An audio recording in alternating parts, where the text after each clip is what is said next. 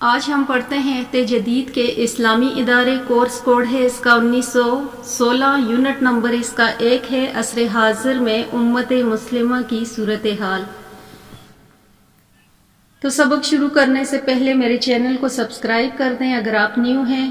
اگر میری ویڈیو آپ لوگوں کو پسند آئے تو اسے ایک لائک بھی کر دیں اور شیئر بھی کر دیں تاکہ میری ہر نئے آنے والی ویڈیو سے آپ مستفید ہو سکیں۔ تو شروع کرتے ہیں۔ پوائنٹ نمبر 1 ہے اس کا، معاصر دنیا میں مسلمانوں کی ذبح حالی۔ امت مسلمہ اب تک 2 حالتوں سے گزری ہے، ایک کمزوری سے طاقت کی طرف اور دوسری طاقت سے کمزوری کی طرف۔ سب سے پہلے ہم اس کی پہلی حالت کا ذکر کرتے ہیں کہ دعوت دین کے آغاز میں تھی جو مسلمانوں کی حالت جب مسلمان تعداد میں کم تھے۔ رسول اللہ صلی اللہ علیہ وآلہ وسلم مکہ میں 13 سال تبلیغ کرتے رہے۔ اس ٹائم مسلمان کمزور تھے، تاہم مسلمان تبلیغ کی وجہ سے مسلمانوں میں دن بدن اضافہ ہوتا گیا اور طاقت بڑھتی گئی۔ ظلم سے نجات کے لیے مسلمانوں نے پہلے حبشہ پھر مدینہ منورہ ہجرت کی، پھر اس کے بعد اسلامی سلطنت کی بنیاد۔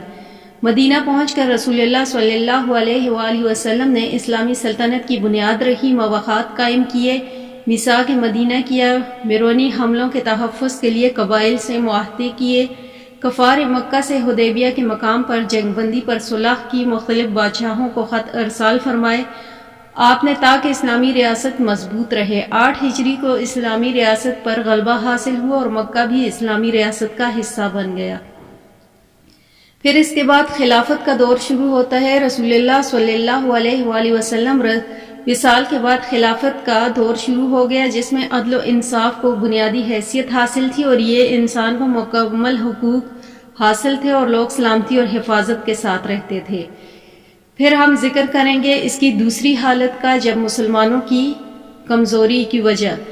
وقت گزرنے کے ساتھ ساتھ مسلمانوں کے عمل میں کمزوری آتی گئی اور وحی کی تعلیمات سے دور ہوتے گئے، قوموں اور قبائلوں میں فساد ہونے لگے، سیاسی بنیادوں پر اختلافات نے زور پکڑا اور امت کا شیرازہ بکھرنے لگا اور مختلف علاقوں کے لوگ سیاست کے لیے متحرک ہونے لگے۔ پھر اس کے بعد آتا ہے انگریزوں کا سیاست میں مداخلت کرنا۔ پھر 1000 سال کے بعد دنیا میں ریاستوں کا دور شروع ہوا تو متحدہ اسلامی ریاست کی جڑیں کمزور ہونے لگیں۔ ریاستوں نے، حکمرانوں نے اپنی جڑیں مضبوط کرنے کے لیے انگریزوں سے مدد لینی شروع کی اور فرنگیوں نے ان کی کمزوری سے فائدہ اٹھایا اور ان کی ریاست میں مداخلت کرنے لگے اور آہستہ آہستہ مسلمان کھانے پینے، ٹرانسپورٹ اور ہتھیاروں کے لیے بھی دوسروں کے محتاج ہو گئے۔ مسلمانوں کے سائنسی ادارے اور یونیورسٹیاں کمزور پڑ گئیں اور طلباء ان سے نکل کر دوسری قوموں اور علاقوں میں چلے گئے۔ پھر اس کے بعد عالم اسلام کے مسائل۔ اس وقت عالم اسلام بہت سے مسائل کا شکار ہے۔ موجودہ دور میں مسلمانوں کا امیج غیر مسلموں کی نظر میں بہت ہی خراب ہے، خصوصاً 9/11 کے بعد یہ واقعہ مسلمانوں کے لیے بہت نقصان کا باعث بنا کہ مسلمانوں کو موت کے گھاٹ بھی اتارا گیا اور اسلامی ممالک کی اینٹ سے اینٹ بجا دی گئی۔ تعلیمات کے فقدان اور باطن صاف نہ ہونے کی وجہ سے مسلمان کئی مسائل کا شکار رہے۔ پھر اس کے بعد ہے دہشت گردی۔ عالم اسلام کا بڑا مسئلہ دہشت گردی بھی ہے، اسے روکنے کے لیے کوئی ٹھوس حکمت عملی اختیار نہیں کی جا رہی۔ اس کے برعکس عالمی طاقتوں کے ایجنڈے پر عمل بردار آمد کرتے ہوئے مسلم معاشرے کو طاقتوں کے ایجنڈے پر فرقہ وارانہ، نسلی اور لسانی بنیادوں پر تقسیم کیا جا رہا ہے۔ پھر اس کا اگلا پوائنٹ ہے امت مسلمہ کی ذبح حالی کے اسباب۔ نمبر 1 پہ ہے مغرب کی طرف سے اٹھنے والے شکوک و شبہات۔ پھر نمبر 2 پہ ہے مسلمانوں میں عصر حاضر کے تقاضوں کے مطابق قرآن و سنت کی تعبیر و تشریح کے بجائے فکری جمود۔ پھر نمبر 3 پہ ہے کمزور تعلیمی نصاب اور کمزور تدریسی طریقے۔ نمبر 4 پہ ہے ایک امت ہونے کے بجائے قومی اور حب الوطنی کی صدائیں۔ نمبر 5 پہ ہے والدین کا بچوں کی طرف کم توجہ دینا ان کی دیکھ بھال کے سلسلے میں۔ پھر نمبر 6 پہ ہے بدعت اور جہالت اور نمبر 7 پہ ہے منشیات کی عادت اور دیگر اخلاقی پستیاں۔ نمبر 8 پہ ہے اسلامی تعلیمات سے دوری، اخلاقیات سے دوری اور بد اخلاقی۔ نمبر 8 پہ ہے جدید تعلیمات اور ٹیکنالوجی کے پیچھے بھاگنا۔ پھر اس کی اگلی ہیڈنگ ہے مضبوط اسلامی ریاست کی تشکیل۔ عصر حاضر میں مضبوط اسلامی ریاست کے لیے مضبوط مسلمانوں کی ضرورت ہے۔ پہلی بنیادی بات تو مذہبی پس منظر کا ہونا لازمی ہے، یعنی قرآن و سنت اور سیرت نبوی کے تمام پہلوؤں سے واقفیت حاصل کرنا اور دین کا مزاج سمجھنا۔ عصر حاضر کے تقاضوں کو سامنے رکھ کر مسلم اسلامی قواعد و ضوابط کی روشنی میں قرآن و سنت کی بہترین تعبیر و تشریح کرنا، اور اسلام کی ذمہ داری ہے کہ وہ اپنا امیج بہتر بنائیں، اقدامات کریں، اپنے کردار کو ٹھیک کریں، اپنی صفوں میں اتحاد اور اتفاق کی فضا پیدا کریں، ذاتی مفاد کے لیے اجتماعی مفاد کو پس پش نہ ڈالیں، اسلامی ممالک میں دینی تعلیمات کو اہمیت دی جائے، بہترین نصاب مرتب کیے جائیں اور دنیا و آخرت سنوارنے میں مدد دی جائے۔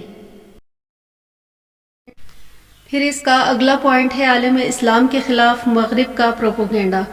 خفیہ عالمی طاقتوں نے ایک طویل عرصے سے دنیا کو یہ باور کروایا ہے کہ مسلمان جنگی جنون میں مبتلا ہیں اور دنیا کا سکون برباد کرنا چاہتے ہیں، اور اپنے مقصد جہاد کے ذریعے یہ خفیہ عالمی طاقتوں کا منفی پروپیگنڈا ہے جو آج تک جاری ہے، اور برطانیہ نے کئی مجلے شائع کیے جس میں اسلام اور مسلمانوں کے بارے میں غلط افواہیں پھیلائی گئیں کہ عرب اور مسلمان ملک دنیا بھر پر قابض ہو جائیں گے اور اپنے دور جدید کے ترقی یافتہ ادارے قائم کریں گے، اور بعض عرب ملکوں کے عوام میں تجدید اسلام کا عمل بھی جاری ہے، اور یہ ایک نیا خطرہ ہے۔ اس کو روکنے کے لیے مناسب وسائل اختیار کیے جائیں اور عسکری قوت کو برویا کار لایا جائے، کیونکہ اسلامی تجدید جہاد کی دعوت دیتا ہے، جس کا مطلب ہے کہ دوسرے مذہبوں کو ختم کرنا اور اسلام کا پوری دنیا میں پھیلانا ہے۔ پھر اس کا پوائنٹ 2 ہے عالم اسلام کی معاشی زبونحالی۔ اس وقت 57 مسلم ریاستیں مادی و انسانی وسائل سے مالا مال ہونے کے ساتھ ساتھ اہم ترین بحری راستوں کی بھی مالک ہیں، مگر پھر بھی بیرونی ملکوں اور عالمی مالیاتی اداروں کی مقروض ہیں، اور دوسرا بڑا المیہ یہ ہے کہ مالدار اور مسلمانوں نے اپنی بڑی بڑی رقمیں دوسرے ملکوں کے بینکوں میں رکھی ہوئی ہیں۔ قدرتی وسائل میں 50% حصہ ہونے کے باوجود مسلم ریاستوں کی مجموعی پیداوار کم ہے۔ اس کی بڑی وجہ کرپشن اور ٹیکس کی چوری ہے، اور سیاسی پارٹیاں ان خرابیوں کو دور کرنے میں دلچسپی نہیں رکھتی اور ضرورت پڑنے پر IMF سے قرض لیا جاتا ہے۔ IMF کسی بھی مقروض ملک میں معاشی بحران پیدا کر سکتا ہے۔ اس وقت ملٹی نیشنل کمپنیوں نے اسلامی دنیا کو خاص کر اپنا یرغمال بنا رکھا ہے۔ مال و دولت مخصوص طبقوں تک محدود ہو کر رہ گئی ہے، جس کی وجہ سے معاشرے میں بے چینی و اضطراب نے جنم لے لیا اور جرائم میں اضافہ ہو رہا ہے۔ اقتصادی بحران نے پورے معاشرے کو اپنی لپیٹ میں لے رکھا ہے، حکومتیں بھی بے بس ہیں۔ پھر اس کے بعد آتا ہے معاشی ابتری کے اسباب۔ امت مسلمہ میں اتحاد و اتفاق کا فقدان ہے، امت ٹکڑوں میں بٹی ہوئی ہے، آپس کے اختلاف نے مسلمانوں کو معاشی طور پر کمزور کر کے رکھ دیا ہے۔ ریاست عوام کے مفادات اور ترقی پر رقم خرچ کرنے کے بجائے اپنے مخالفین کو زیر کرنے کے لیے رقم خرچ کر رہی ہے۔ پھر غیر ملکی جنگوں کا حصہ بننا۔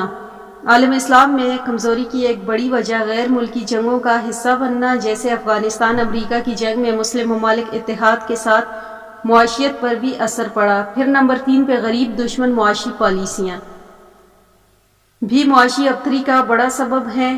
جو پالیسیاں اختیار کی گئیں ان کا ہدف ملک کی عوام سے چند گنے چنے سرمایہ داروں کا مفاد ہے۔ معاش کا سب سے بڑا ذریعہ چھوٹے کاروبار ہیں، مگر آن لائن کاروبار کے فروغ کی پالیسیوں نے روزگار کے مسائل پیدا کر دیے۔ پھر اس کے بعد سودی قرضے ہیں، کرپشن ہے، ٹیکس کی چوری وغیرہ ہے جو معاشیت کو تباہ و برباد کر دیتی ہے۔ پھر اس کے بعد آ جاتے ہیں ہم معاشی بحران سے نکلنے کے لیے کیا اقدامات کیے جائیں۔ تو نمبر 1 پہ ہے ذاتی اختلافات پر پیسہ خرچ کرنے کے بجائے تعمیری کاموں پر صرف کیا جائے اور باہمی اتحاد و اتفاق کو فروغ دیا جائے۔ پھر نمبر 2 پہ ہے کوئی بھی اسلامی ملک کسی دوسرے ملک کی جنگ کا حصہ نہ بنے۔ نمبر 3 پر ہے عوامی فائدے پر مشتمل معاشی پالیسیاں وضع کی جائیں تاکہ عوام کو ان سے فائدہ حاصل ہو۔ نمبر 4 پہ ہے سودی نظام کے بجائے اسلامی مالیاتی نظام کو بروئے کار لایا جائے اور سود جیسی لعنت سے چھٹکارا حاصل کیا جائے۔ نمبر 5 پہ ہے کرپشن، بددیانتی اور ٹیکس چوری کی روک تھام کے لیے مؤثر اقدامات کیے جائیں۔ نمبر 6 پہ ہے اسلامی حکومتیں ملک کے اندر ہونے والی صنعتی ترقی کی حوصلہ افزائی کریں۔ نمبر 7 پہ ہے حرام مصنوعات و سامان کی روک تھام کی جائے۔ مسلمان پہلے اسلامی اداروں کی مصنوعات کو فوقیت اور اس کے بعد باقی مصنوعات کو، مگر جن کی آمدنی سے اسلام دشمنی پر صرف نہ ہو۔ نمبر 2 پہ ہے جو ادارے اپنی مصنوعات کی آمدنی سے اسلامی دشمنی پر خرچ کرنے اور ان سے بائیکاٹ اسلام کی تعلیمی پسماندگی۔ 57 اسلامی ممالک کی کل آبادی 100 ارب ہے، جس سے 40% ان پڑھ ہیں۔ مسلم ممالک میں 600 سے کم یونیورسٹیاں ہیں، جن میں سے کوئی بھی دنیا کی 500 ٹاپ یونیورسٹیز میں شامل نہیں ہے۔ سائنس اور ٹیکنالوجی کے شعبوں میں اسلامی ممالک کی مجموعی افرادی قوت صرف 80 لاکھ کے قریب ہے، جو ان شعبوں میں عالمی آبادی کا محض 4% ہے۔ دنیا بھر میں ہر سال 1 سے زائد سائنسی کتب اور 20 لاکھ سے زیادہ سائنسی مقالات شائع ہوتے ہیں، جبکہ مسلم ممالک کی سائنسی اور تحقیقی شائع ہونے والی کتب اور مقالات سالانہ تعداد 1000 سے کم ہے۔ مسلم بچوں کی بڑی تعداد آج بھی اسکول نہیں جاتی اور 60% بچے پرائمری سطح پر اسکول چھوڑ دیتے ہیں۔ لڑکوں اور لڑکیوں کی اسکول جانے کا تناسب برابر ہے۔ پھر نمبر 2 ہے سائنسی تحقیق اور ایجادات۔ اس کی ہیڈنگ ہے، اس میں مسلمان ممالک کا حصہ تقریباً 0 ہے۔ تعلیم پر اخراجات کی یہ صورتحال ہے، صرف جاپان کا تعلیمی بجٹ تمام اسلامی ممالک کے تعلیمی بجٹ سے زیادہ ہے۔ پھر تیل کی دولت۔ اسلامی ممالک میں ایسی ریاستیں بھی ہیں جو تیل کی دولت سے مالا مال ہیں، مگر وہ تعلیم پر خرچ کرنے کے بجائے عیش و عشرت پر خرچ کرتے ہیں۔ اسلامی غفلت نے اسلامی ممالک کو ترقی کی دوڑ میں بہت پیچھے چھوڑ دیا ہے۔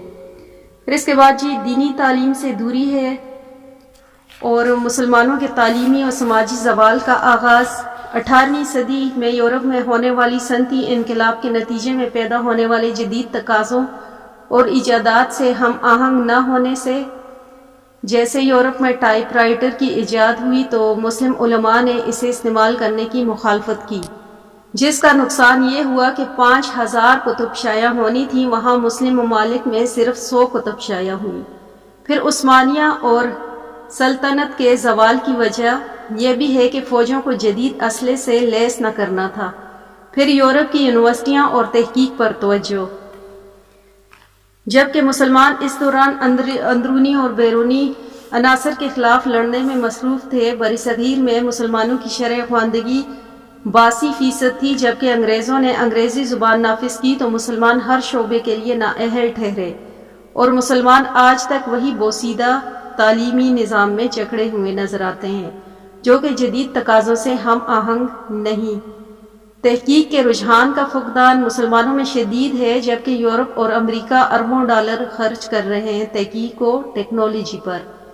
پھر اس کے بعد آتا ہے برین ڈرین۔ اسلامی ممالک میں تعلیمی پسماندگی کی بڑی وجہ مسلم ممالکوں میں باصلاحیت طالب علم اور پروفیسر یورپ کا رخ کرتے ہیں، کیونکہ یہاں انہیں بہتر مواقع حاصل نہیں ہوتے اور پھر یہ لوگ وہیں کے ہو کر رہ جاتے ہیں، کیونکہ برین ڈرین کی بدولت مسلمان اپنے دماغوں سے محروم ہو کر رہ جاتے ہیں اور وہاں کی چال ڈھال میں خود کو گم کر دیتے ہیں، اور غیر مسلم ہمارے ستاروں سے روشنی حاصل کرتے ہیں۔ پھر مسلمان سائنسدان یورپ امریکہ میں ہونے والی بڑی تحقیق کا حصہ مسلمان سائنسدان ہیں۔ پھر اس کے بعد کرونا ویکسین ڈاکٹر شاہین اور ان کی اہلیہ نے تعلیمی پسماندگی ختم کرنے کے لیے کیا اقدامات کیے جائیں، تو اس کے لیے اس کی پہلی ہیڈنگ ہوگی دینی تعلیم کا فروغ۔ اسلامی ممالک میں دنیاوی تعلیم کے ساتھ ساتھ دینی تعلیم کو بھی خاص توجہ دی جائے۔ ایسا نصاب تعلیم تشکیل دیا جائے جو ہمیں اپنی اساس اور تاریخ سے وابستہ رکھے۔ پھر نمبر 2 پہ اسلامی ممالک کا میڈیا، اس کو غیر اسلامی ثقافت کی اشاعت نہیں کرنی چاہیے۔ اگر کوئی شاعر اسلامی کا مذاق اڑائے تو اس کا فوراً سدباب کرنا چاہیے۔ پھر اس کی اگلی ہیڈنگ ہے عربی زبان۔ عربی زبان کو نصاب میں شامل کیا جائے تاکہ یہ زبان قرآن کی زبان ہے جو تمام اسلامی ممالک کو رشتے وحدت میں پرو سکتی ہے۔ پھر 5 پہ ہے قرآن و حدیث کے ذوق کو پروان چڑھانا۔ پھر نمبر 6 پہ ہے جدید نصاب تعلیم کو فروغ دیا جائے اور دور حاضر کے تقاضوں کے مطابق طریقے تدریس میں بہتری لائی جائے۔ پھر 7 پہ ہے سائنس اور جدید ٹیکنالوجی کی تعلیم کو فروغ دیا جائے۔ 8 پہ ہے قرآن و سنت کی تعبیر و تشریح کی جائے۔ عصر حاضر کے نئے مسائل کے حل کے لیے بہترین ادارے بنائے جائیں تاکہ قرآن و سنت کی تعبیر و تشریح سے مسائل کا حل ہو۔ پھر آ جاتا ہے عالم اسلام کے مسائل حل میں مختلف اداروں کا کردار. تو اس میں سب سے پہلے آ جاتا ہے OIC.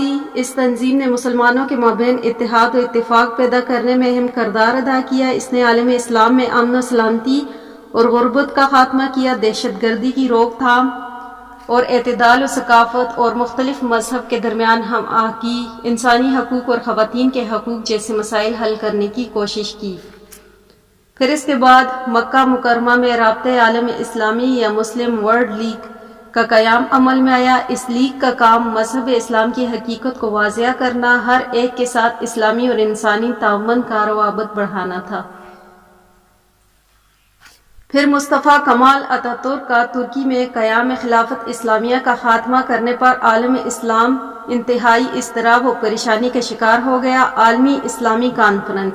اس صورتحال میں مسلمانوں کو معروضی حالات سے نکالنے اور ان میں اتحاد و اتفاق پیدا کرنے کے لیے عالمی اسلامی کانفرنس مؤتمر عالم الاسلامی کی بنیاد رکھی گئی.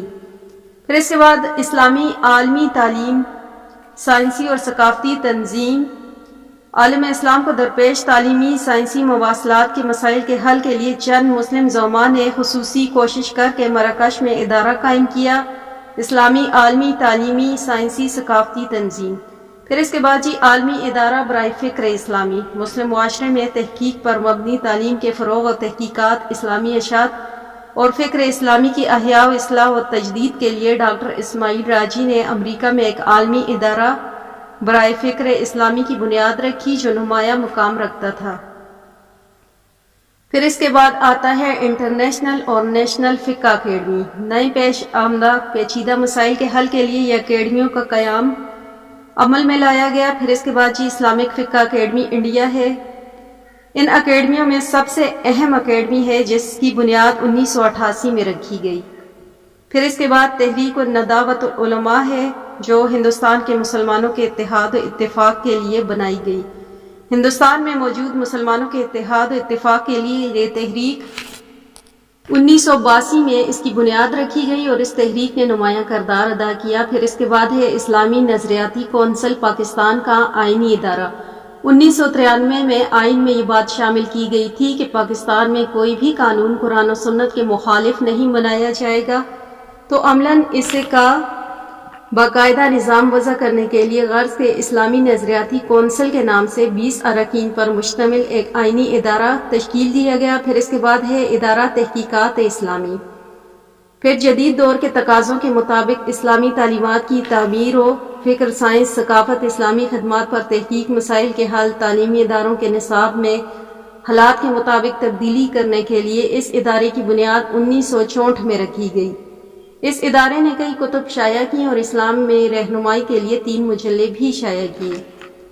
پھر اس کے بعد لاسٹ پہ آتا ہے انسٹیٹیوٹ آف شریعہ اینڈ لا. پاکستان قوانین کو اسلامی ڈھانچے میں ڈھالنے کے لیے ان کو عملاً نافذ کرنے والے ججز، وکلاء اور دیگر افراد کی تربیت کے لیے اسلامی یونیورسٹی کے زیر اہتمام یہ ادارہ قائم کیا گیا. اسے بین الاقوامی اسلامی یونیورسٹی کا نام دیا گیا. تو جہاں عالم اسلام کے مسائل میں اضافہ ہوا اور مسلمانوں کو مشکلات کا سامنا کرنا پڑا تو چند فکرمند اور مخلص مسلمانوں نے امت مسلمہ کو سنبھالا دینے کی کوشش کے لیے اس سلسلے میں موجودہ وسائل کے مطابق مختلف اداروں کی بنیاد رکھی اور ان اداروں نے مشکلات حل کرنے کا اہم کردار ادا کیا. تو یہ تھے وہ ادارے جن کا ابھی ذکر کیا گیا. تو اس کے ساتھ ہی ہمارا یونٹ نمبر 1 اختتام پذیر ہوا. اگر آپ کو میرا چینل پسند آیا تو اسے ایک لائک بھی کر دیں. اگر آپ نیو ہیں تو چینل کو سبسکرائب بھی کر دیں. تو ملتے ہیں پھر نیکسٹ یونٹ سے.